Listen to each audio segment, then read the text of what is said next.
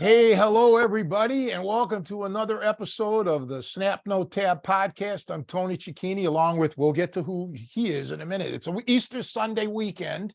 We're filming this Sunday morning. I don't know if it'll get uploaded Sunday or if it won't be until the next day, but happy Easter, everybody. And before I mention my co-host, what's happening now, and it's coincidental that it's Easter Sunday. You know that they have those bunny eggs, find the Easter eggs and all of that. Because of the influence that our co-host Joe Cardinal has on the world, this is the last year they're going to be doing that, because now it's going to be finding cardinal eggs. I mean, this is how this guy has taken over the world, man. His popularity is unmatched. And so, yeah, from that, this will be the last year that they will be doing Easter egg hunts. It's going to be cardinal eggs from now on. And I'm segueing right into the one and only, the greatest human being that ever lived, Mr. Joe Cardinal. Hey, Tony, how are you? Happy Easter, buddy. Happy Easter to you. Yeah, and don't forget, your home state, Ohio, excuse me. Yeah, watch what you say. What's your state bird? The cardinal. Exactly. Same here in Illinois. It's almost, we're taking it by storm. People love cardinals. What can I say? Yeah, especially in St. Louis. That's true. Yeah. Yeah, it's very hard. I'd always want to buy cardinal, paraphernalia like that, but then it's the St. Louis Cardinals. So it's kind of a rock and a hard place for me, being a Chicagoan. You can't wear any of that. So, well, too bad you weren't Catholic, because then you'd have your chosen life profession, become a priest, try to work your way up to cardinal. Yeah, and cardinal. I don't think it's ever been done.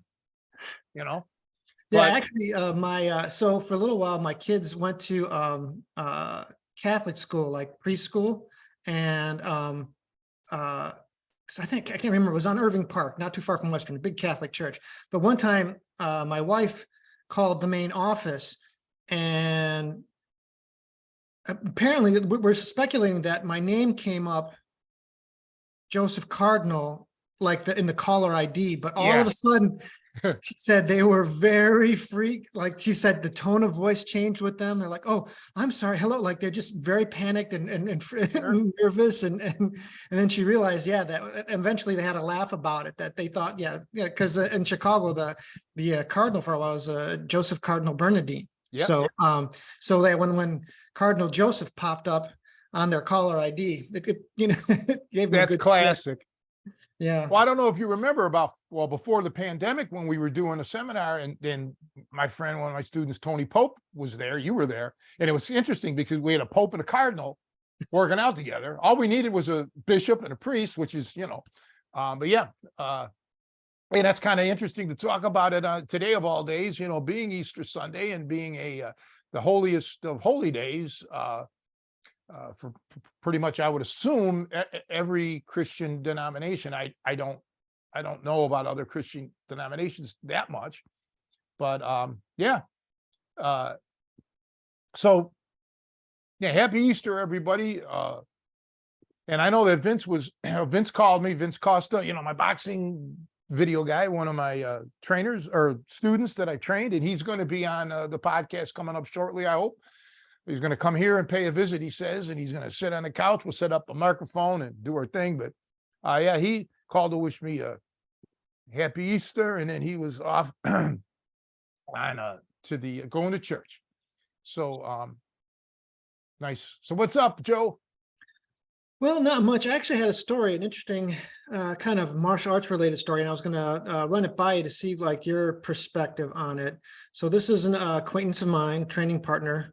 They were on the L train, and this wasn't something that happened recently, but this was just, they were relaying a story where they saw an altercation occurring, and they said a guy got up, unrelated to the altercation, an older Asian gentleman got up and basically gave a loud shout. And it was so loud, basically what he was doing, what this guy believes he was doing, was like a Kiai, one of those like martial arts shouts. And it basically was so startling, it like stopped the entire thing from going down. That like basically it I wouldn't say de-escalated, but it halted the thing in its tracks. Like it ended the confrontation. So it was an interesting story to me. And so it kind of was just as a segue into the general concept of Kiai, or like a martial yell. Do you have any thoughts on that, or, you know, its application, its validity, any cautionary things? What do you think about that, basically? Well, I do the Kiai pretty much every time I look at my bank account. No, you know, who's to write it off? Anything can happen in a, well, are you asking me about for a street fight, or just the principles of a Kiai? Because that's excelling the, you know, that's to help generate power, you know, because you do that in, well, I know in boxing, you know, you're taught to breathe out, you know, kind of shit. So it's may not be as drastic as a audible Kiai. But yeah, I mean, that's certainly not limited to martial arts. I think they probably popularized it, but not that I follow tennis a lot, but there was some tennis player, I don't even remember, I think it was a female, I could be wrong. Every time she hit, she'd like, you know, like that. That is a Kiai. That's a form of Kiai. So yeah, it's not limited to martial arts. Now, as far as what do I think in a fight? Hey man, it worked in this scenario, in this street altercation, it stopped it. My thing with people, I tell everybody is, all right, I'll use the term gimmick, although it's not, I don't mean it derogatory, but just hear me out. So a gimmick like that, okay, to shout or to whatever, if that's all you got, you know, that's may not be sufficient. So I mean, use the safest or the easiest thing first, I guess, which in that case would be that. But if it would have escalated, if the bad guy would have turned on the Asian guy, now what? Okay. So you always have to have more than one thing to rely on. But hey, it certainly worked in that scenario, and that's why you have to put that in your memory bank and know it. You know that I might be able to rely on this sometime. You know. Yeah, it's just interesting because, like you said, there's definitely the breathing out, or just breath in general, Yeah. for like any athletic activity. Like you said, like if you're lifting weights, you're breathing out, or like if you're hitting a tennis ball, like you said, that adds to your power. I'm thinking more of like the psychological aspect of it. Like obviously, first thing came to my mind is, if you're going to have your mouth open, you want to be out of striking distance, because Yeah. you know, if you happen to be yelling at the moment, you know, you just time it poorly and you catch a shot, there goes your jaw, you're biting your tongue off or something like that. But if you're at a range, I mean, I guess for me, yeah, I often wondered, you know, like, it definitely seems like an interesting tactic, and it may even like be trained, but like, you know, even like when someone initially, because you'll see that with guys who get in, who are untrained, will get into a fight and they'll start at a distance, you know, just like dogs barking. They're starting to yell, they're starting to curse at each other. There's like a psychological, almost like you're trying to break someone psychologically first before the physical altercation occurs. Well, years ago, I used to have a friend, and he had told me, he was a little guy, he was a gymnast. I mean, not like a champion or anything, but he did it in grade school, and I think in high school. He lived out here, but before I knew him, back in the 80s, he was living in New York. Okay. And I don't remember where now, but pretty rough section apparently. And by no means was McNabb a fighter, okay, at all. But he had said that he was walking home and two guys jumped him, or tried to jump him.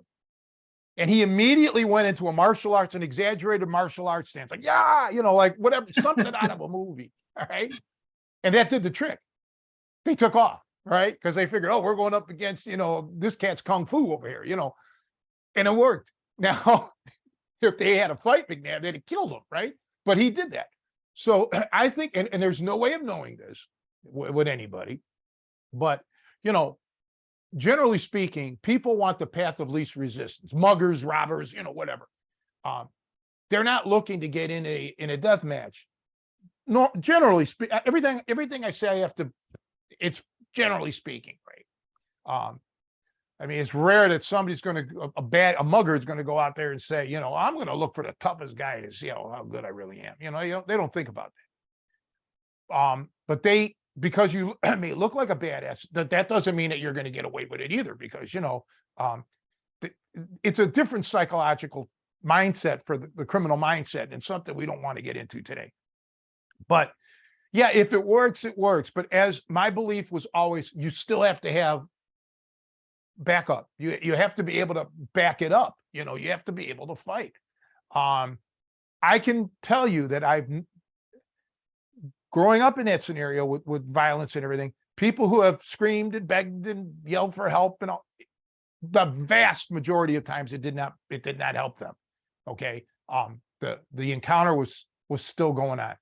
I think it helps when you get these people who are, I think it may help a little more in a scenario where this isn't a quote unquote bad guy. This is just somebody who got triggered and now has to act up to maybe save face or whatever it is. And sometimes those people are actually looking for someone to bail them out, right? I mean, they're the antagonist, but they kind of want to be a peacock, right? And they're hoping that somebody will step in or do something that they can back down without losing face. You see that? I've seen that a lot. Okay. So I don't know what happened on the train here or wherever they were at. But whatever worked, whatever it was, the Asian guy, it worked. That's a good thing. And maybe in some ways that's kind of maybe an extreme example where it literally stopped the confrontation. And I wouldn't want to make that assumption. It's kind of like the idea of like assuming you're going to have a one-punch knockout. That's a bad idea. You know, like whatever it is, you got to assume that the person's going to keep coming. And so I guess to refine my question more is, I mean, yeah, it could end things right there, just like the first punch could end things or whatever have you. But, you know, do you think something like that is generally advisable or something to try and work on? So are there scenarios where like maybe just the first shot, like I can't even get to this guy yet, but I know it's going down, or and I want to intimidate him. You know, like, is there a psychological, like I could amp the guy up too. You know, the other thing is, so like again, we're speaking in generalities because you never know what could trigger a person. You know, so again, it's hard to make one specific recommendation, but do you think there's some validity as a point, you know, because I've seen it too. Yeah. Like guys start shouting, like, is that you know, whether it's shouting or cursing or just like having like a war cry kind of a thing. Is that something like any of your coaches ever broached, like Rodvan ever talk about that as a psychological tactic, or have you seen it in other contexts? Not that I can recall, but you really have to learn how to assess people. That's the thing. Okay. That's something that's not generally taught, you know, because especially nowadays where everything is sports oriented, you don't really get into how to read people. You don't need to. But sometimes just being really cool, like almost quiet, right, can really like scare somebody because they just don't know what's up with you. So the wild crazy guy, that's worked in certain scenarios too. It's just knowing you have to learn how to read the antagonist here the best you can. Remember now, odds are you don't know this person. Okay. If you know the person, it's a completely different thing. Then you should be able to know them well enough to either, you know, to diffuse it somehow. But again, I use anything that I would use and have used like that. It's just a means to an end. If that stops it, fine. But I know that I'm capable of ending it. You always just want to try to find the path of least resistance. What's the easiest way? So maybe it's yelling, maybe it's, you know, your attitude. It all depends. Here's the other thing to think about. At least in my opinion, how involved are you in this scenario? Are you amped up too? Did this person just start on you, like pushing buttons to where, you know, you're not in control of your emotions? No matter what path you decide to take, be it the screaming guy or the quiet guy or something in between, you have to voluntarily make that decision. Don't let the opponent, the antagonist, trigger you. So be in control. I've said this a million times. The last thing you want to do is fight not only your antagonist, but yourself as well. Have yourself under control. Control your emotions. And even if it's looking like you're screaming like a maniac, you might be acting. All right. As long as you're in control of it. Once you're not in control and you are primitively acting out, he's controlling you. And you never want that. You know, I talk about control, control, control, control. And I've said it 1,000 times, if not more. You can't control your opponent until you can control yourself. And you have to control yourself. And we don't always do that. None of us, okay? Not a human being that's ever lived has always been in 100% control of themselves. We all do things that, you know, we shouldn't, or, you know, it's just, you know, there are times when it's okay to do it, you know, no harm, no foul, but there are other times where your life's on the line here. So learn to control it. So I hate, I mean, it's a great question, Joe. And I just get scared with the internet and what people like, they take what you say and then they try to apply that to every situation. Even though we make disclaimers, they still just, you know, because that's just the way the some people are. Nothing is 100%, but the soundest advice is make sure you can fight. Make sure you know that, excuse me, you can take care of this situation, no matter what path it goes down. That's the biggest thing I can tell you. Yeah, the other advantage I think about, and you're absolutely right, there is no, you know, magic bullet per se. Even having a gun, you know, is not a guarantee in any circumstance. So you can't, and you know, we talk a lot about this about with like, you know, groin strikes and attacking the eyes. I mean, yes, very valid, you know, dangerous techniques, but if that's all you've got and you can't get to them, or for whatever reason it fails, you know, you can't only have one tool or tactic in your, you know, you're risking, you're taking a huge risk at that. And why do it? Just relying on one thing. So, I mean, that's kind of a general caveat, regardless of physical or psychological technique, or weapon. But I was thinking too, because like psychologically, I'm wondering, see, I think for yourself, and my assessment of you as a fighter is, and I may be wrong, you can correct me if I'm wrong, but it seems like you really naturally can access from your growing up an aggressive posture. Like it doesn't take much. That temper is there, and you get in the right mindset. You know, you're gonna get this killer mindset in the fight. And I think I think we both agree that if, as long as you're in control, you know, you don't act out when you shouldn't, that can be a powerful tool, and probably is the right mindset to be in when you're in danger. Like you flip, but other people have to deal with like maybe their instinct, their initial reaction or reflex is fear. You know, it's fight or flight.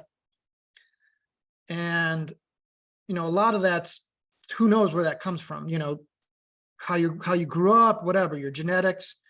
But like, I wonder if the Kiai are the kind of war cry, like, you know, like once you know, like, okay, this shit's going down or I'm in danger, it's also for yourself. So like it possibly can intimidate or cause hesitation, even if it's momentary. You know, it's like that first initial psych out. Although it could telegraph too. I'm just sorry, I'm just thinking out loud about this. But also it kind of, you need to amp yourself up. You know, like you might be the type of person where when something bad is going down, you need to be able to get into the right mindset for like, okay, I need to be aggressive. I need to be dangerous here. Yeah, and for everybody, it could be different, you know, just like music. Certain people want to listen to heavy metal that calms them down or gets them in the good mood. Somebody else, it might be classical music or jazz or, you know, whatever, country, something. So yeah, there's no universal answer, right? But yeah, you hit on the amped up thing or whatever term we can use there, you know, get you involved appropriately. And for some, that might be the screams. I know that, like weightlifting and stuff, powerlifting and shit, I've seen, when I was involved in that world for a while, oh, guys, some of them will just, and then they'll do their lift, right? Others just quietly, nonchalantly, do the lift. I was one of those quieter types. Kevin was a quieter type. We just, we'll do our lift. But I've seen some damn strong men, get, all psyched up in it. So it's an individual thing. And the key is, finding what works for you. Don't necessarily parrot or mimic someone else. Find something that works for you that you believe in. So yeah, it's one of those deals, man. Like, you are more a laid back, quiet guy. You're never ever going to have my personality, which is good for you, right? You don't want to have that. I many times wish I had a personality like you, which is more laid back and cool, calm, and collected, right? Whereas I'm aggressive just because of life. It'll never end. I'm almost 60 years old. It's never going to change. So what would work for you wouldn't work for me, and vice versa. So you got to find what works. That's all I can say. Do you think in like training scenarios and coaching, because some of this stuff you have to discover about yourself, there's validity for coaches using verbal tactics on their students? Absolutely. I made a video years and years and years ago for somebody, and they wanted a street fighting video and we were profane, we were screaming, on a video that I mailed to him, and he was all upset about that. I'm like, what do you want? You wanted a street scenario thing. You think somebody's going to be polite to you in a violent life and death encounter? No. I think, now this is just me, and probably the majority of viewers and listeners will disagree, but I don't think training should always be fun. The camaraderie, the hey pal, there's times and places for that. But, you've got to get amped up. You got to get nervous. You got to get your adrenaline going. And teachers, sometimes, and I know that we've talked about this, you've got to find what triggers the person, right? Let's say he's real short and he's sensitive about that. There's time and places where you got to just start digging at them, calling them names and picking on them like that. It's a gamble because you might lose a student more than likely. But the point is, you've got to get that person, he or she, to see how they're going to react when mentally now you've taken them out of their comfort zone, because that's what a lot of training I've seen. It's all about comfort zones. Okay. And pretty much staying in the comfort zone. Let's make this gym a comfort zone gym. And again, if that's fine if that's the gym thing, but but street fighting or violent encounter things, that's the last thing you want. Okay. You don't need a gym where you're always in your comfort zone or not being pushed, out of the parameters, in my opinion. Okay. But again, my opinion is based on how I learned. Everything about my life and growing up was never being in your comfort zone, ever. So I'm looking at it from a totally different angle. But yeah, I kind of get when they're showing antiseptic techniques or antiseptic street scenarios, I just say, okay, your heart's in the right place, but you don't have the experience to know really like how it's going to go down. Like, that's just my opinion. That's how I look at it. Yeah, there is something just to being, you can be physically ready, you can be fit and have techniques and still not have the right mindset or be psychologically prepared. And this is probably like an area lacking in my area of training too. It's just because, like you said, it doesn't exist a lot in traditional gyms or wherever you might go out. I don't think it gets prioritized like it should. I mean, that's one thing I think the military gets right. I mean, at least that they, I don't know what's going on now, but like everything I've ever seen about boot camps is they are psychologically coming after these guys. They're in their face, they're yelling at them, they're making it uncomfortable for them. So they can, after weeks of having that done to them, because I obviously a big part of combat is psychological trauma and, and being in stress. And so they create that from day one, waking them up early, bang, like all kinds of things, just to destabilize them psychologically and get them comfortable to loud noises. I mean, even animals freak out, like with loud noises. It's not in our nature, especially here, in regular society. Like you grew up kind of obviously in a very ghetto situation where it's different. And so you're used to kind of, it wasn't uncommon for you to see altercations and hostility, but or hear them. yeah. And, but for here, it's, for most people who it's the rare thing. And so it can be unsettling if you're, it usually comes by surprise and you're not ready for it, if you're not acclimated to it. So yeah, and the boot camp analogy is good to a degree but you got to remember, you're a captive audience. Where you're going to go, right? And most recruits know there's limits.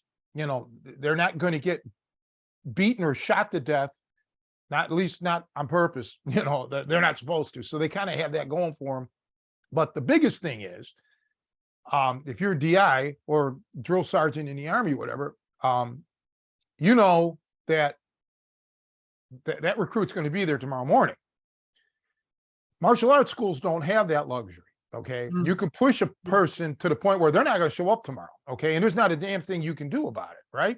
So that is like the instructor has to keep a business going. You have to have money to pay the bills. Otherwise, there's no school to go to. So they're in a more difficult situation than a DI would be. Right. And that's just common sense. And like I said before, the way I was trained would never fly today. Okay. So yeah, it would, and the other drawback is boot camp was 13 weeks, right? So then it's abandoned in essence. Just like I could throw, or anybody could throw a weekend boot camp kind of training. Well, you can do anything for 2 days or 3 days. You can survive. But it's the long-term exposure to this type of training that would be most beneficial to the student. And there again, how do you know that student's going to come by tomorrow? He may just say, no, I've had enough. And the instructor's long gone. He's out. The instructor's out of luck. The student's long gone. The instructor is going to have to close up shop. So in an ideal situation, you would train somebody in the most rugged violence way you could for minimum of 1 year, preferably a couple of years. And that would take a very serious student. Okay. Students, it'd have to be plural because again, the instructor, we have to make a living somehow. So I don't know how many people would be prepared for that. Now remember, no matter what branch of the military you get into nowadays, because there's no draft, it's a career. So not only are the recruits not paying for this training, they're getting paid and they're going to get benefits, and they want to get an education and defend their country and all of that. For us, we're asking somebody to pay for all this abuse, and there may be no payoff in the end, especially if they don't want to, financial payoff for them. If they don't want to open a school themselves or whatever, maybe they're doing it for altruistic reasons. So it's damn difficult, if not impossible, to find that. I've never found a student that be willing to go through that for an extended period of time and then pay me a substantial fee to do it. Yeah, it's tough. Yeah, and it makes sense. And that's kind of the tricky thing. We've talked about this a little bit in general about hardcore schools. And how do you balance that with a school that wants to make money? Because probably 5 or 10% of your students are going to be the hardcore ones who are going to show up all the time, who are going to want to compete, who are going to want to be driven. But that's not enough to make a living off of. If you're doing this as your source, if you're not just doing this as a side gig or as I don't want to say hobby, but like basically, you're doing it something other than your income. But if this is your way of income, you're just going to have to support it. The school, you just won't get that volume of people who have that mindset, who are willing to take that kind of abuse. It's not easy. It's not fun. It's hard. Like you said, like we just said, it's hard to get people to pay for something that's unpleasant, let alone having them show up for something that's, not as even something that's, relatively tame. It's hard to get consistent students. So I think that's for like a business gym, that's definitely very hard. And they would have to have almost like a separate program saying, okay, if you want to volunteer for this, but understand that what this is, almost having a tiered program. If Well, they want, yeah, a tiered program. And again, now you're putting your instructor, I mean, there's only so many hours in the day that the instructor, I mean, most people, let's say they work a 9-to-5 job. So now you have just a very limited window of training hours. Let's say from 5 to 10 at night. So you got 5 hours a night for the instructor. Let's use his angle. I mean, he's got to teach a regular class, probably a child's class. Now, how much time does he have left? Unless you're training at 3 o'clock in the morning, right? But what I was going to get at is I've heard about and I've read about a lot of the old time karate schools in the 70s, it seems, not 60s. I mean, I'm not saying they didn't exist. What I know was the 70s. Guys like Frank Ryan and others. I was just talking about Frank Ryan with somebody. Hardcore, like rough and tumble training, real rough. Now, people nowadays will scoff at the techniques, so they couldn't win in a fight because they'd get taken down or whatever, but that's not the point. They were conditioned mentally to deal with the hard, heavy knuckle push-ups, whatever it is, and all the rough training. Which it was a different time. And I think, now stop me if we were talking about this on a previous podcast, because I don't remember about how the movies in the 70s and how people in the 70s, my era, it was ugly and was a violent time in America. It just was, okay? Maybe not in the rural areas, but in the cities, it was just rough. And all you got to do is watch the movies.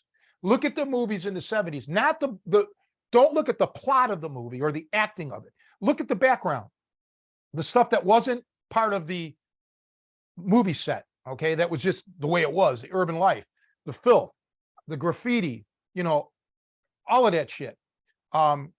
It was just a rough and scary time, worse than now, okay? And we have a different kind of violence that we're dealing with now. So I think my point is that people were more receptive in the 70s to dealing with this hardcore violent training. At least I know I was, because I knew what it was like out in the real world. So forget about what these people were learning in the karate schools, whether it was effective, whether it was not. That's irrelevant. It was for our subject matter here, it was the psychological trauma that they put themselves through. I just don't know now if people would be, of the mindset. You read or you hear about people saying the younger generation's soft, they're entitled or whatever. And I'm not one I can't make a determination on that, because my exposure to the younger generation now is basically zero, right? So I don't know. But if that's true, I'm not saying it is, I don't know, but let's say if it is, then they're not going to put up with this kind of training, period. They're just, it's not going to happen. So, are we lucky that we went through that rough training? I don't know. Okay. I can't, I mean, it doesn't matter to me if I was lucky or not. It happened, and now I have to accept it. I just feel like I really wish I could have a crew of people, 20, 25 people that I could just train ruggedly, like, be friends off the mat, go out for pizzas and whatever. But on the mat, in the gym, in the dojo, you've got to just turn all that off. There's no friends here. Okay. You're not here to make friends and look good. You're here to become a great fighter and learn to defend yourself, because your life and the life of your family may depend on it. I want to circle back a little bit to the shouting aspect too, and the training of it, and kind of tie it in with your musical background. I don't know how, obviously you were, a drummer and an accordionist, but do you know anything about, as far as techniques for warming up your voice? Like if you're going to practice shouting or yelling, do you know anything like vocalists do? I only took one vocal lesson. And if I knew, well, I'm going through a different kind of throat issue now. I'm sucking on a lozenge now. No, I mean, I'm not the guy to ask for that because I'm not a vocalist. I mean, I do sing, but I'm not one lesson. I'm not a trained vocalist. Okay. So I'm not the guy to answer that. So I would not want to give anybody any information on it. I just don't know enough. My opinion wouldn't matter. Okay. Yeah. I've just been curious because it would seem, because I definitely, like in our band practice, I know our singer's lost his voice or hurt his voice, and that's not even as aggressive as the kind of stuff we're talking about, but it's something to consider at least. I guess, we don't have specific advice, but I would suggest if you're going to look into that, see what's involved in that, because I do think you can hurt yourself too. Well, vocalists, I mean, I've dated a couple that were like sensational.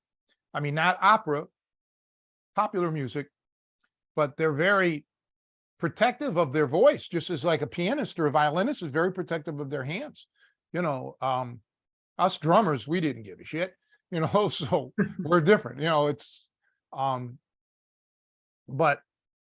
I highly recommend anybody that's listening or watching, get quality training from a professional. I mean, don't go on YouTube for this shit. I mean, you can later on maybe, but get a foundation, go to somebody on any of this subject matter, and because the problem with all videos, they're not interactive. Okay. You just see it and you got to kind of fill in the blanks. Well, if you don't have the knowledge to fill in the blanks, you might be doing it wrong. That's why my Tri-C program was filling in the blanks. You have a problem, I watch it and I can say, okay, here's what you're doing wrong. And that's where you have to seek out trained professionals. There's just no substitute. And the one you go to may not be the right one, for you. It may not be a mesh, so you try again. I just don't know what, I mean, yeah, it's convenient to go on your computer and watch things, but yeah, if you don't know what you're doing and you're going there for an education, it may not be the wise path to go down. So seek out the experts. Kind of on another note, and we did usually touch on this at the beginning, but we should probably do some of our plugs if people are still tuned in. And Oh yeah, listening. we got seminars coming up. Go ahead. Yeah. So next weekend, right? So workshops. Yeah, the workshop next Saturday, the 15th, Bender's Martial Arts and Fitness at 1:30. So that's $75. Anybody in the Chicagoland area obviously is welcome to attend. We'll be waiting by the front door to let people in. Yeah, I'll be there. Explain why you have to do that, because it's funky getting into Jason's place. Yeah, so his front door, basically there's like a security code door to ring in to get in.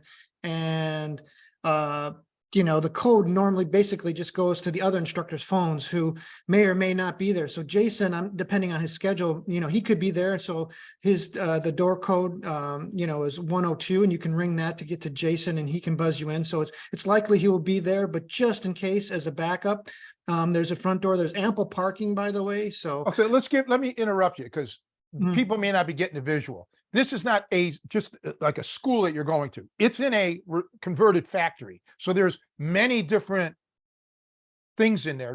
There's a art studio in there. There's there's different stuff. So it's not like you're driving up to his door. It's in a building. So that's why there's a front door. Right. It's not really obvious. I mean, he's got a neon sign in the window, but it is a multi-story, multi-use building. So with the door buzzer on the way in. So anyways, so that's that. And then on Sunday, the following day, so I guess it'll be the 16th from 10 to noon, it's at DuPage Krav Maga. So it's the second workshop there. You can do them back to back. If you can't make one, try and make the other. So we have one for people who are more in the city and some for people who are in the burbs. Yeah, now the Sunday one, it's in a strip mall. The door, you can just walk right in there. There's no buzzing in and all of that jazz. And again, parking lot parking, so you don't have to worry about any of that at either location. And I know Joe will be at the Saturday. Well, actually, Joe might even be at the Sunday one because so here's the deal. So I'm assuming that Martin is going to be at the Saturday one. And after the Saturday thing with Jason Bender at Bender's place, Martin's wife is throwing a 50th birthday party. So Joe and I are going to go to the party, which will be later that evening in Chicago somewhere. So I'm just going, and so I can't drive at night. So instead of me driving all the way back home after the thing and this and that, I'm crashing at Joe's house Saturday night. So, because Joe doesn't live far from the Sunday seminar or workshop, 10 minutes or something like that. So, but yeah, so Martin, Yeah, I got the sleeping bag set up in the garage for you. So you're yeah, right. Give me dog biscuits. Martin just got back late last night from a trip down south, I think. So I'm going to train Martin on Zoom this evening, Sunday evening. I don't know when you guys are going to see this or hear this, so I'll get the lowdown on that. But yeah, it'll be a nice little weekend, and it'll be my first time in a long time to not come home at night. It'll be, I mean, not because of Joe. It'll just be a weird thing for me. I'm always here, so, but yeah, I don't feel like talking about myself or my training, because I could throw in the Stations of the Cross, which would be an ample story to tell. The 14 yeah, we always Stations of the love that one. Yeah, right. Because that's how he put me through that, stretching me out in 14 different ways, and naming the Stations of the Cross, this is the condemnation, this is the, all of that. It was maybe for another time. I just don't feel like it.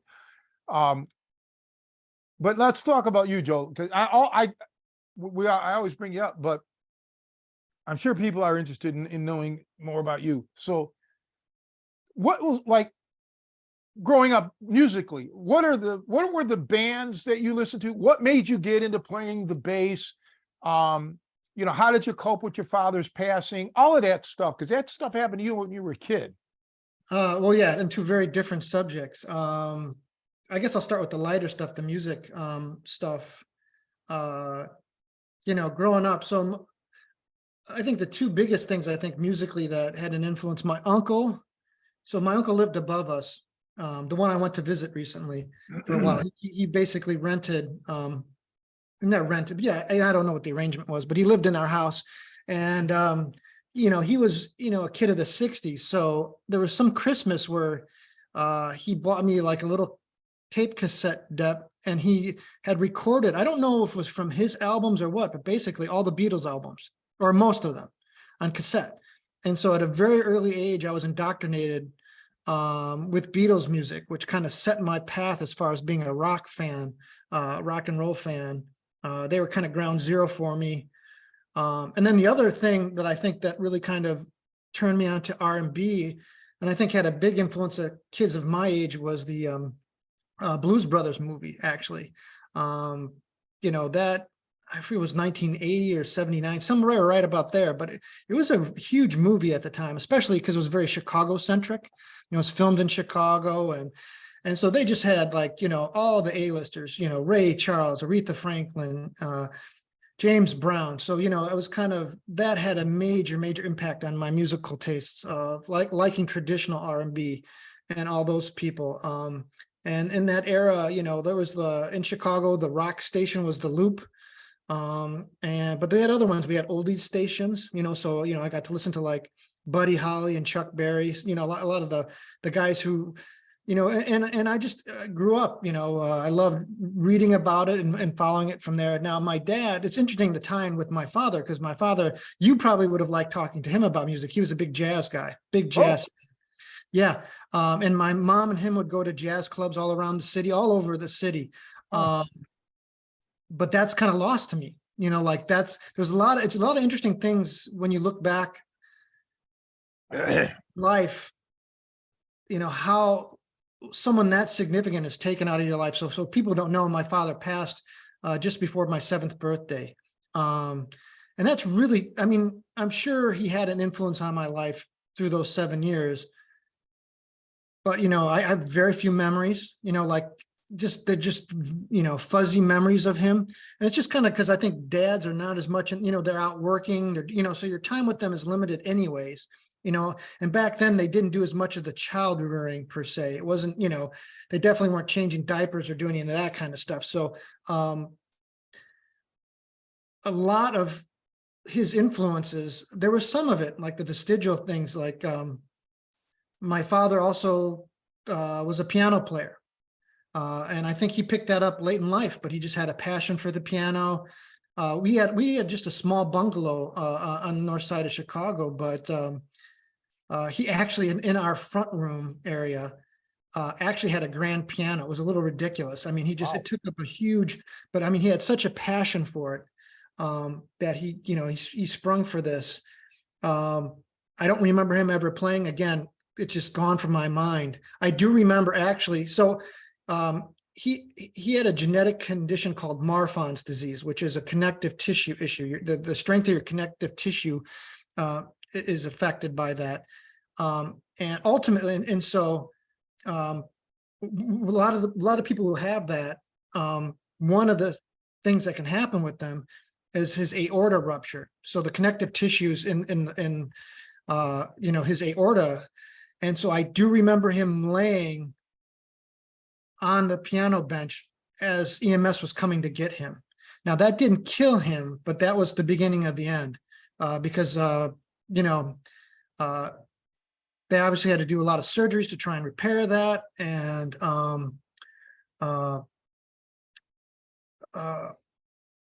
he actually was flown. He went to, I believe, Houston. It was definitely Texas. I'm almost 100% sure it's Houston.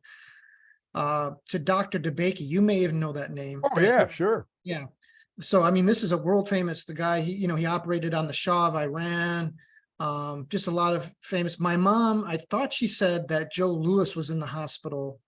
I don't know if it was to see Dr. DeBakey, but she remembers seeing him in a hospital bed there, and just talking about how his size and his looking at him. But anyways, supposedly the surgery was successful, but he never came out of the anesthesia. So they screwed up the anesthesia somehow. Yeah. He never recovered, never, brain function.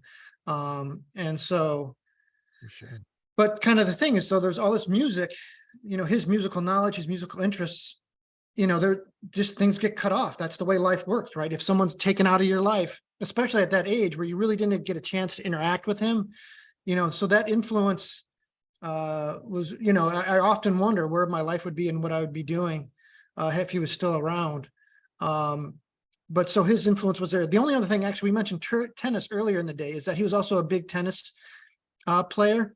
And so my mom kind of, one of the things that's for his legacy, she tried to put me into things that he was involved in. So I had tennis lessons as a kid. I was, people who know the north side of Chicago know there's a tennis, the city parks have something called a McFetridge Center, which is an ice skating ring and tennis in California Park.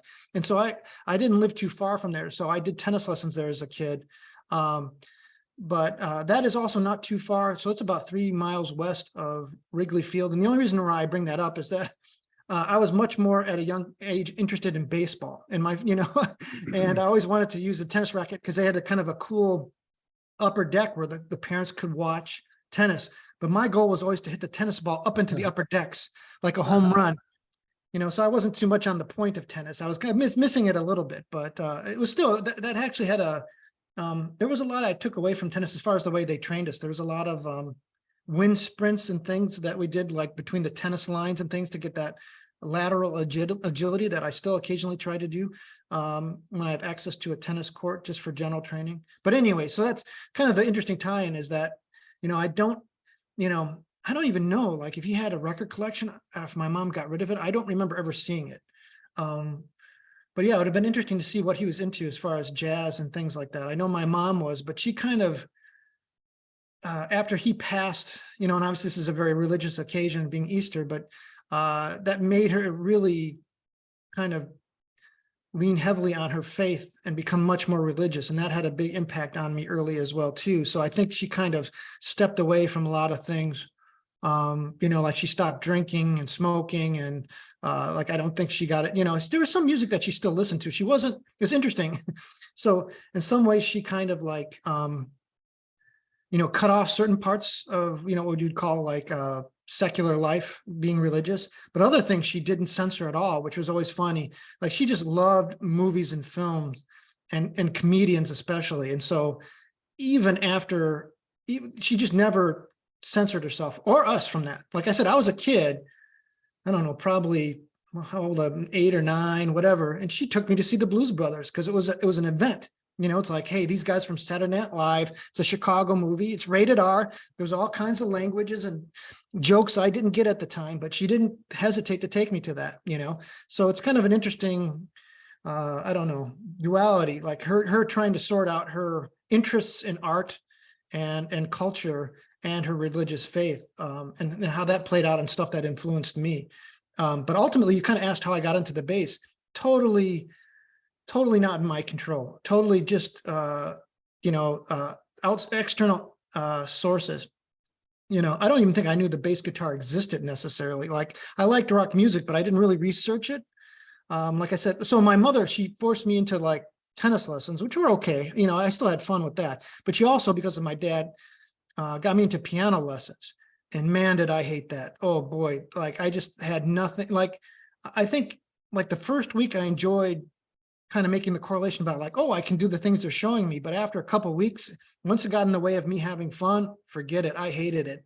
And, you know, just yet another wasted opportunity as a kid. You know, I was given this opportunity to learn musical instrument, but I think like a lot of kids, when you're forced, when it's not your passion or interest and you're kind of forced to do it, yeah, it can often, you know, and obviously some parents have the ability to whip the kids into shape, but you know, just being a single mom, I don't think it was her priority. So anyways, my point being about the kind of crashing and burning about the piano lessons is that I just kind of felt music, I was never going to be a musician. Like it was like saying, hey, are you going to be a rocket scientist or you know, a brain surgeon? It's like, no, that's something like, you know, it's like trying to speak, you know, Mandarin or something. It's just something that's so foreign to me, that I didn't think it was something I could do. And then it was kind of like I said, it's kind of a blessing from my friends that I have 2 friends, Reinhardt Schoenfeld and Mark Movac. So Mark, I work with these guys and they're very musical. But anyways, long and the short of it is Reinhardt was having his 40th birthday party at this restaurant, not too far from Bender's place, actually, on Lincoln Avenue by Bryn Mawr. And my friend Mark, he's a Baha'i. So that's a religious, it's kind of a, you know, kind of an offshoot of Islam.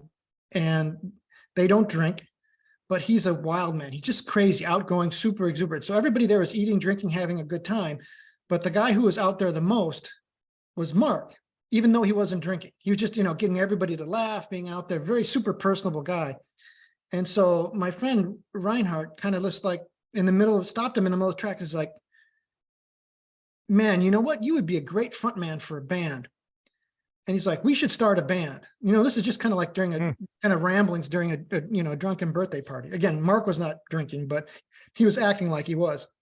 And so they're just like, sure, we're going to do it. You know, because I think, you know, when you reach those major milestones, big birthdays like 40, you're like, holy shit, I'm old. You know, you realize you're not a young man anymore. So I think Reinhardt, who would always, I guess he'd been in a band that never really got out of the basement, so to speak, as a kid, just kind of like had that epiphany. He's like, Mark, let's do it. We're going to do a band. I can play guitar. What can you play? And he's like, well, I can play. He plays the cello. He can play guitar. He can do these other things. He's like, all right, we'll figure out what you can do. And then they literally just turned to me and said, Joe, what can you play? What are you going to do? And I said, I don't play anything. And it's like, all right, you're playing the bass. And that was it.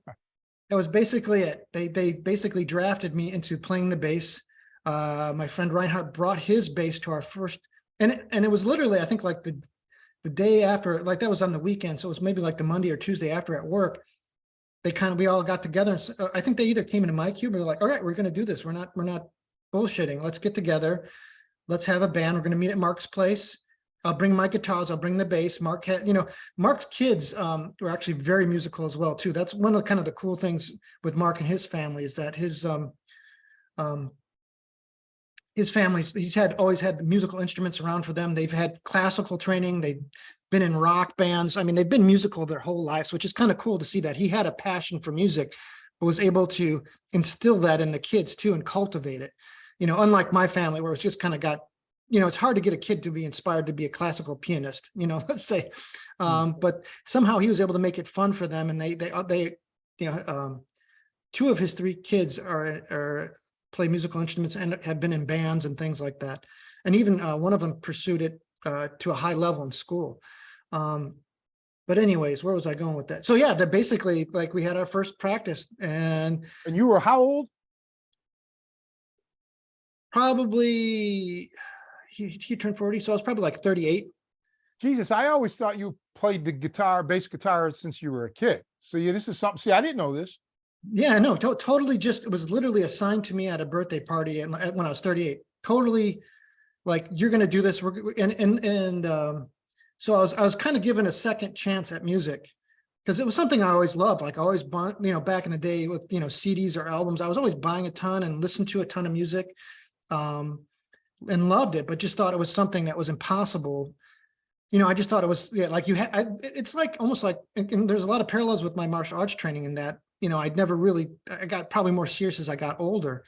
But I always assumed like, if you didn't start at a young age, you were never going to be, a functional musician. Like you just couldn't do it. It was just, something that just took, and I mean, obviously there's degrees of mastery. I'm literally just a bass player in a punk band, which is probably the lowest tier of musicianship.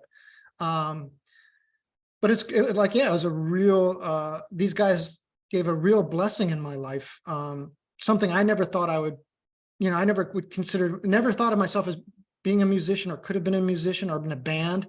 When I'd hear about other people in the band, there was some jealousy because that's a cool, fun thing to do, go out and play gigs and all that stuff. But yeah, so it was really kind of completely outside of my control. It was like I said, it was given to me. It was almost gifted to me.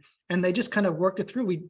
The first songs we played, and I think this goes back, we were talking about music, either last podcast. Yeah, I think it was the last podcast. I was going to bring it up because you're talking about like, sometimes you listen to very complex jazz. Yeah, bebop is my thing. Yeah, but there's some stuff where it's like, hey, I just want to listen to something simple. Sometimes a simple tune can be a lot of fun and can be enjoyable. And I forgot to mention that, like, yeah, some of my favorite, songs are like, it's 3 chords. That's what you need to know. Notice on the bass, that's 3 notes. It's all about the rhythm and the delivery and the lyrics. And yeah, so we started with some simple like Ramones songs, and I mean, I hate to say this, but like, yeah, starting at that level, you can be playing along with them pretty quickly. Like we were pretty successful at getting some of those like early Ramones songs out within a few practices of just like, here, you play, this is how you play. Now I did pick some stuff up from YouTube. There was some basic of like mechanics of how you use your fingers. I mean, that's one of the blessings of YouTube. There's a lot of garbage information out there, but if you are interested in something, you can find all kinds of, you can mine through some of the garbage and find stuff that is helpful. And so I did find some helpful resources to get going. Yeah, I mean, there's stuff even now that I wish I had done more then. So I wish I had started at that point playing the regular guitar too. But I was just too intimidated by, like the bass is nice because it has big, it's a lot bigger strings. So it's a lot grosser motor skills, if you will. I mean, obviously the high level guys can do crazy stuff with it, but as far as starting, but I think like your normal electric guitar is a little bit more finesse, got the 6 strings, they're smaller, you're doing chords, but I wish I had started from day one trying to work those things. I'm trying to pick that up now. It just helps me to be a better bass player. I can kind of look over to see what chords the guitarist is playing. If I can recognize them, that helps me to kind of follow along. But yeah, it definitely was a late in life thing. And our band has put out some shitty records. We're out on Spotify. I mean, I'm proud of the fact that even if we didn't, we're never going to be popular or anything, at least we're creating stuff. We're enjoying music and we have kind of a community based around it.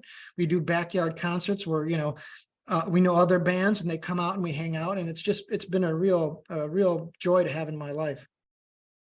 I played the bass once. We were at a jam session, polka music, upright bass. They needed a bass player, so I didn't feel like playing the drums that all day long. So I said, "All right, I'll do the bass. So just give me a minute." So I had to figure out where C was on all strings, and then because it's polka music, they basically play in C, F, and B flat. Not a big deal. So and it's all chromatics. I mean, granted, I'm terrible. I only did it once, but if I know where C is at, so I'm not lost. Everything is just slide up chromatically, slide down chromatically. I'll figure it out. And it's like boom, boom, boom, boom, boom, boom, boom, boom, boom. That's pretty much all the bass lines were. Nothing complex, but it's tough, man. Especially upright bass. Oh, that's a whole different ball game. Oh yeah, because the strings are further away. So yeah, I'm not a like my dad could do all that. He was a guitarist. I mean, I didn't know him that well, but yeah, he was a sensational guitarist. He can play bass. But yeah, I mean, I give you guys credit, man. The bass would be not for me. But there was a guy in Cleveland, Mike, I forgot his last name, an older guy. I played a couple gigs with him, but he would, he kind of show, he'd spin the bass. He was like my grandfather's age. They grew up together, and he'd slap it. He'd slap the strings on the bass.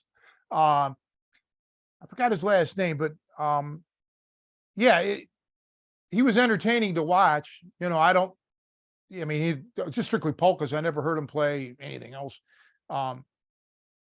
Yeah, it's interesting though. I always thought you were like, you picked up the bass, as a kid. I've heard your band. I went to one of your weekend parties. Hopefully I can go again, this year. It would be nice if you're throwing it. I'll try to be there. Yeah, it'd be interesting. Music, I knew a lot of great guys, kids that, or not kids, but young men. I always, because I played in different bands before I became like what I would call a professional jobbing musician. And even then, when I became a jobbing musician, we would do stuff. I was playing with some kids my age. We'd go at nursing homes, or we'd get paying gigs, but they didn't. Most of my paying gigs were with older men, and in the jazz realm, or wedding bands. But I played in some rock bands, just for fun. I think I played one out here where they busted my window I had a Jeep back then. It's right shortly after I moved to Chicago, but it didn't even have a radio in my Jeep. I had to have a cassette. They took that, So it was, yeah. And the band was like, we didn't really even rehearse. I just played some funk style on the drums. I'm not a rock drummer, per se. But no, I didn't know that about you, man. It's interesting. And I bet you, man, with the women with you, and probably some guys, they just, doesn't that cause a problem with the band, your bandmates, because you get all the attention and stuff? Oh yeah, you have to definitely lock up all the soccer moms when our band comes to play. They just, they just go crazy for us. But yeah, I was promised groupies. We have it has yet to deliver. Or you get guppies by mistake. Exactly, groupers. Yeah. But yeah, I played for an older crowd always and shit. So I met a couple girls date when I played music, but yeah, I wasn't there were not a lot of young girls my age, 20s, going out listening to jazz. Okay. And stuff like that. So you think, I missed out on all of it. Yeah, looking back on it, do you think you wish you had played more rock gigs just for the other aspects of being a musician, more of the fun aspect of it, or? Yeah, because I don't think I can't. There was some polka jobs that were fun, believe it or not, because we'd be out of town and spend the night and just go wild and shit. But yeah, I never had, I never looked at it for fun. It was a job for me. It was, back then I wanted to record. There was a point in my life, that's what I wanted to be. I wanted to hit it big, playing the drums, musically. It never happened, so, and opportunities dried up for all of us. Okay. It started with the DJs. Well, actually, it's Buddy Rich, the greatest, in the 70s was like really bitching at the music union to banning electronic drums. Okay, the drum machines. Ban them. Don't allow them on any playing jobs. He lost that fight, by the way. So it started there where drummers lost out on gigs because now piano players or keyboardists could have the drum machine, right? That's where it started. That's where the demise of all of this live playing started all the way back then. And then you had your DJs, that just pretty much wiped out a lot of live bands, karaoke, so it's been a gradual thing. And it sucks being a sideman. If you're a guitarist, especially if you're a pianist or a keyboardist, you can get solo gigs. All right. Venues, restaurants, bars, sometimes just didn't have the space for a band or just didn't have the economics to hire a band. So, it just dried up. I saw. And then when I had the aneurysm in 93, well, that did it, that ended it, but it would have died out regardless. It got to the point, I played funerals, believe it or not, weddings, funerals, birthday parties. These aren't glamorous jobs, right? But as long as you're making the people that hired you happy, that was some, it was a joy in that regard. But it wasn't playing music that inspired me. It wasn't playing music that I would choose to play. Those types of gigs, they just simply weren't. So yeah, I'm not alone in this. So many musicians that I met or knew weren't they were just doing it to keep at it a little bit, I guess. But they weren't playing the tunes that they loved. I remember Jerry Sigler. That's the introduction music that you hear. He was my I had two jazz accordionists teach me, mainly Ronnie and Jerry. Of course, I study with others here and there. But Jerry was like, what was the song? I think it was Carlos Jobim. It was he made a big, huge hit in the 60s. And again, with my memory, I can't remember. Super Girl from Ipanema or something. And then Jerry mentioned that was like a great thing because that was a popular hit. Okay. Like everybody listened to it. And he loved it because, it was an easy song to play, but it was jazz. And he could play jazz on the job. See, he could play at least one song where he could just go nuts and just jazz it up. But traditionally, he had to play straighter music, not Mickey music, but just straighter, tunes, After the Lovin' and whatever the popular songs were at the time. Or you could throw in a couple of jazz licks, but you can't play jazz chords because to the untrained ear, it doesn't sound right. So yeah, jazzers always had it hard, had it rough. And we discussed this on a couple of podcasts ago that, going on the road is the way to do it. Just like with Street Fighter guys, people try to teach you street fighting. They can't because they've never been in that environment. They're faking it. And just like a lot of jazz, people who study jazz or claim to be jazz players that really didn't pay their dues. They didn't go on the road. They didn't play in jazz bands. So they're missing out on a lot of growth opportunities. And that's same with me. I got to play with a few legends or great jazz musicians, but just for that particular gig. See what I mean? It wasn't like I went on the road with them. Okay. And that would have only made me a far better musician if I could have been on the road with. I had one opportunity, but I was underage at the time, and I would never. It never happened. Guy heard me, the musical director and I was at a music shop, and I was just doing a drum solo. Tell me you're 18. Tell me you're 18. And I'm like, no, I'm not. I'm like, I don't know what I was, 16 or something. Because they're strict. Yeah, union rules. I'm sure there's ways around it, but it wasn't with me. So yeah, you and I are like frustrated musicians, I guess you could say. You at least are continuing to play. I've lost the ability in a lot, but more importantly, I've lost the desire. And I think a lot of that's just because of my life in general. Several years ago, I was dating one of those, I told you, I dated two women that were sensational musicians. One was pretty famous, the other one just a local woman, the local girl, local lady. We decided, yeah, all right, I'm going to get a set of drums again and try to get back at it. By the way, I said I lost those drums when I lost the gym, because we were thinking about putting a little group together. I said, I just need a few months to get back in shape for the music that we were going to play. She wasn't a jazz singer. But we ended up breaking up. Uncle Vinny died at that time. And, everything was just like, I blew out my arm, I had to have my surgery. This was like 2008, earlier 2008, I think is when I got those tubs. But yeah, that was short-lived. My comeback with the music. We never even went beyond me buying the drums. We broke up shortly thereafter. Well, that's something I definitely think people who've never been in a band or can't appreciate how difficult it is to hold a band together. I mean, our group has been together for over a decade now.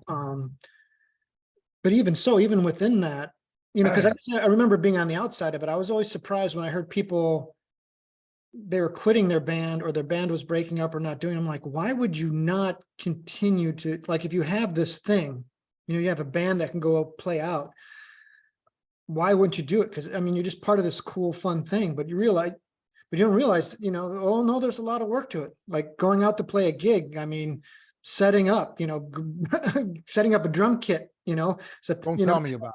Yeah, hauling your drum gears around. Like, I mean, you do that a few times and you're like, is this gig really worth it? Is it Well, really? especially in the winter, especially $75 is what you're going to make, and then you got to deal with the police coming home, because you're driving at 3 o'clock in the morning. They know, they see, like in my case, I had that pickup truck. They saw the drums in the back. So they were assuming I'm drinking, it was,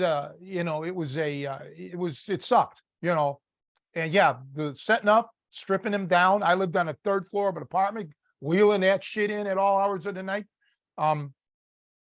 Yeah, it wasn't glamorous by any stretch of the imagination. Whereas, a guitarist, it's no problem. I'm sorry for guitarists out there, but trust me, I play with enough of them that all they walked in with was an amp, sometimes not even that, and their guitar case, 2 things, and they're out. Yeah, exactly. Yeah, they didn't even have a microphone, So yeah, and being a drummer, at least in my case, okay, I can't speak for others, but for me, because I had a lot of ability, and I was always thwarted because I'm playing simple music. And like a guitarist can, or a keyboardist can throw in once in a while, they can just vent, do a nice little lick, throw in some substitute chords or whatever their thing is, and just, drummers, I mean, you're locked in, I can't do shit. But I was quite popular. I was young. A lot of times they'd give me drum solos just to get if there was a younger crowd in there to, because the biggest thing was every frigging where there's young people. I don't know why they picked this song, but when I was playing with like old timers, see, these are old people, frontmen. I was young. You'd always hear the wise guy, Freebird. Why that song? That they never ever said any other song, Freebird. They're mocking the guys. I get it. So they'd unleash me. The musicians 90% of the time would unleash me on a song. Down, later that evening, right? Whatever the tune would be some hokey thing, but then they would just let me go and have a drum solo where I could shut up the rock, the fans, because I could cut. So that was kind of fun. So sometimes I would look forward to that. I mean, I hope there's a loudmouth at the bar or wherever we were playing so I could do a drum solo. Other than that, though, no, but I could never play in a Mickey band. I never would do. For those that don't know what that is, that's a society band, okay, where everything is Lawrence Welk, okay, would like be a classic example of Mickey Mouse, like straight. I mean, you can't do anything. I would not even take I wouldn't take a gig like that. I wouldn't take a job like that. I wouldn't do it, okay, at all. That would be something I wouldn't do. And that girl that I dated, that I told you, the local singer, she sang, although she did other side gigs, she sang for a local, I don't want to mention who, local Mickey band. Okay. They were pretty popular though. I mean, they made lots of money, the owner of the leader of the band, orchestra. but they started to get a little bit more modern. So they improved. I mean, they didn't play that old, rigid society music. I could never do that. I did play with members of the Cleveland Symphony Orchestra. That was one of the highlights of my non-jazz career. For those who don't know, Cleveland Symphony Orchestra is considered the best in the world. So, and I mean, seriously, best in the world. And I got to play with, I didn't play with the symphony orchestra. I played with members of the Cleveland Symphony Orchestra. I played bass with a member of the Cleveland Philharmonic. We played a lot of jobs together. So and I played with some jazz guys that were just, fantastic, legends, Grammy winners and shit. So I've had a taste, okay, of what, maybe what could have been, right? But never happened, man. Shit just never went down. So I don't mind. I mean, it's just the way it goes. There's other guys far better, like seriously studied musicians, Berkeley and Guitar Institute or wherever they studied, and then never made it. Those are the guys I feel sorry for. I really do. Jerry Sigler, who never made it big in the music business.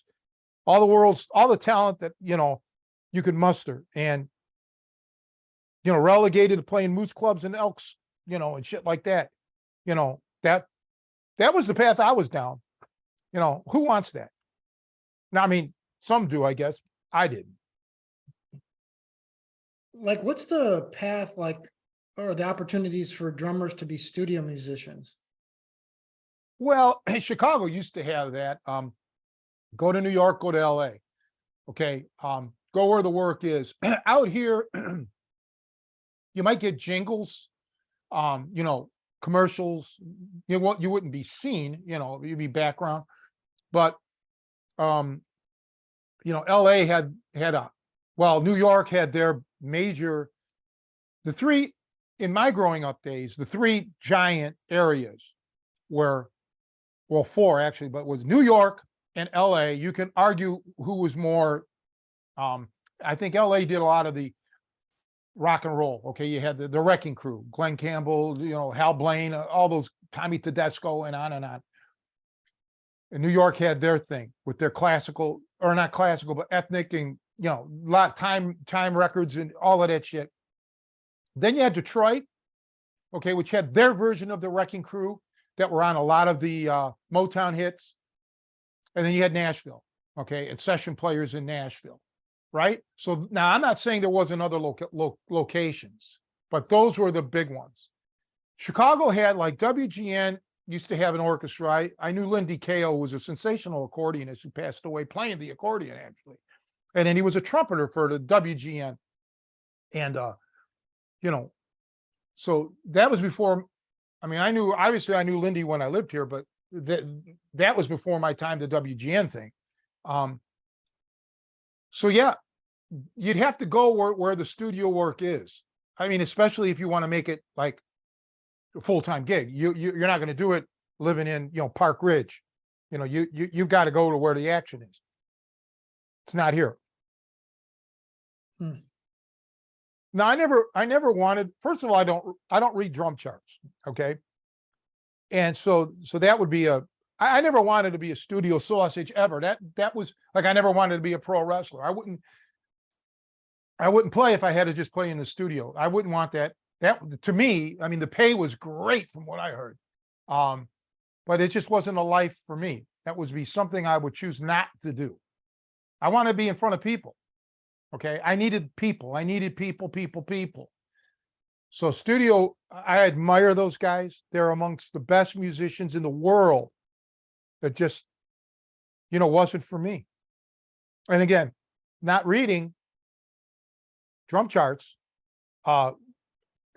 disqualified me immediately. So it wasn't even an option. But living in Cleveland, nobody was I don't know of anybody who was ever did any studio work. I mean, maybe I did and I don't remember, or maybe they did and they didn't tell me. But no. Yeah, that's very interesting. Yeah, never really thought about just the fact that, and I think obviously studio musicians can play out. I knew Oh, a they guy, do. um, he actually had a gold record. He was a drummer, the studio drummer on some disco hit back in the 70s. Who? His name is Keith Anderson.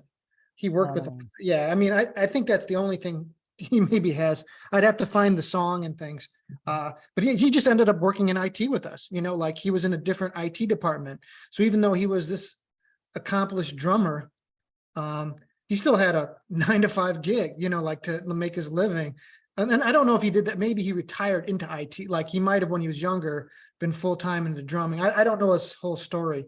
It'd be interesting to see if I can get him on the show. I don't know. I haven't talked to him in ages. I don't, yeah, that'd be nice.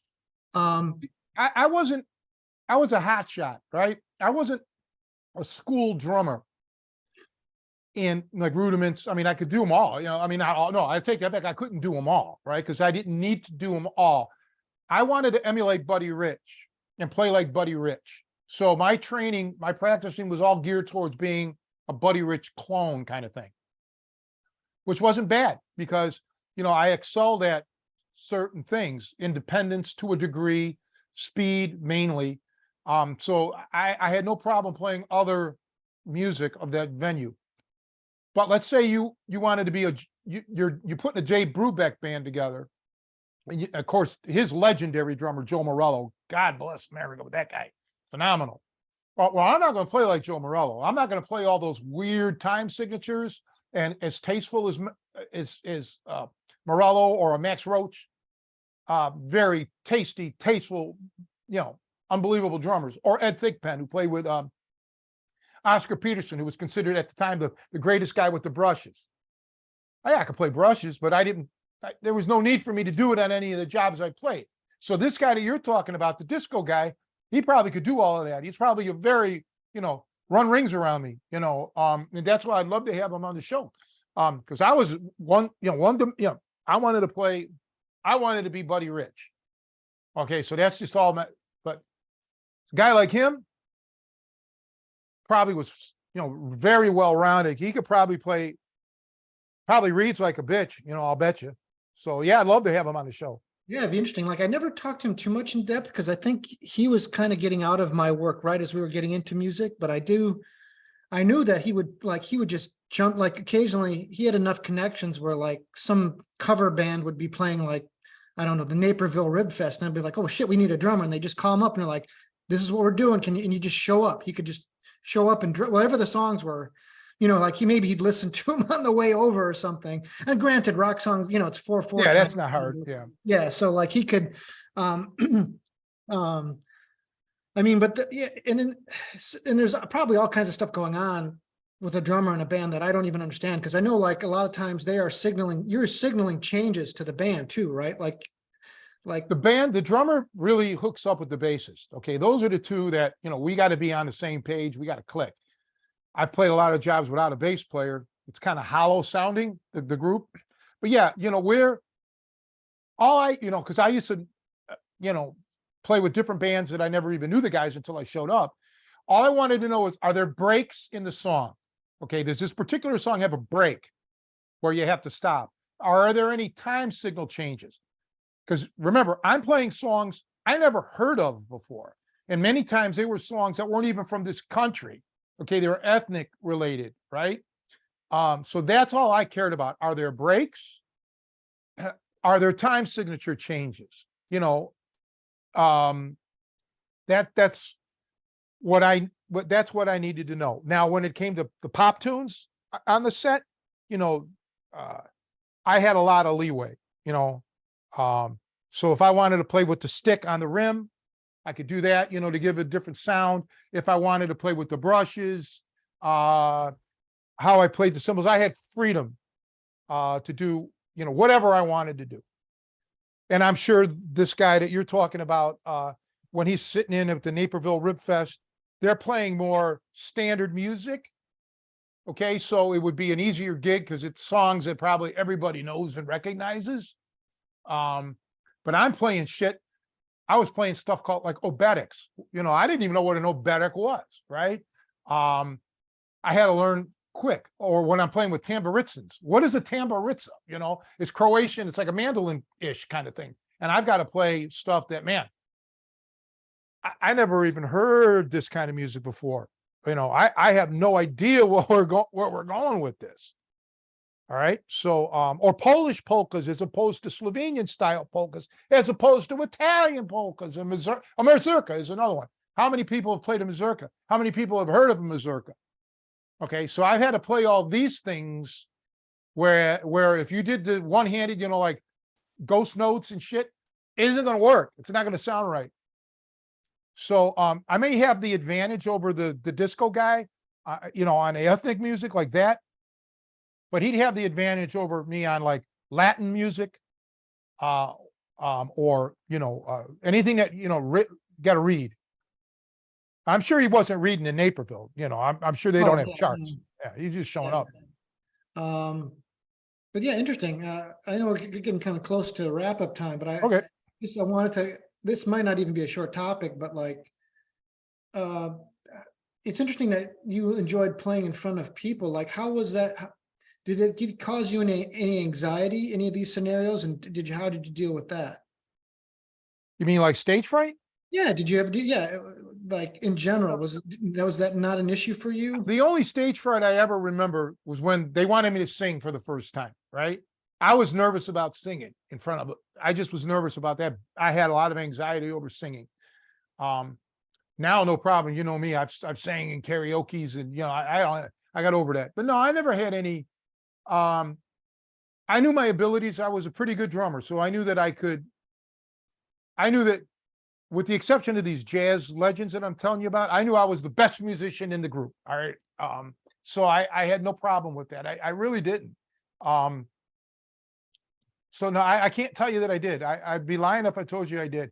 I just like to be around people because of my upbringing and my childhood, being isolated and being trapped and not being around people like that. I love to be out, and I always hoped, I mean, this sounds shallow, but I always hope that tonight's the night that I'm going to meet my girlfriend.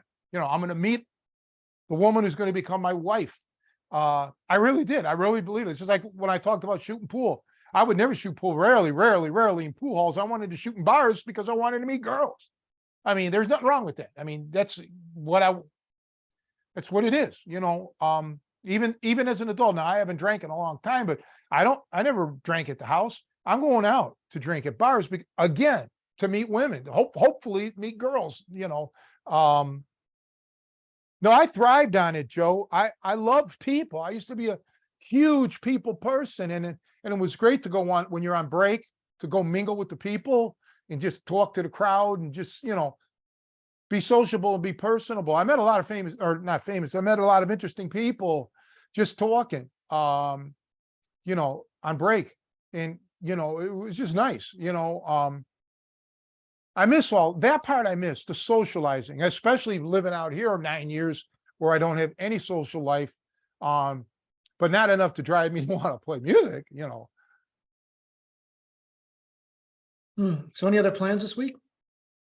No plans, not really. I mean, I'd like to start lifting again. I hadn't felt good all this week, so I'm not pushing it. No, I'm going to try to take it easy until next weekend, because we got the workshop Saturday and Sunday, which will be good. And then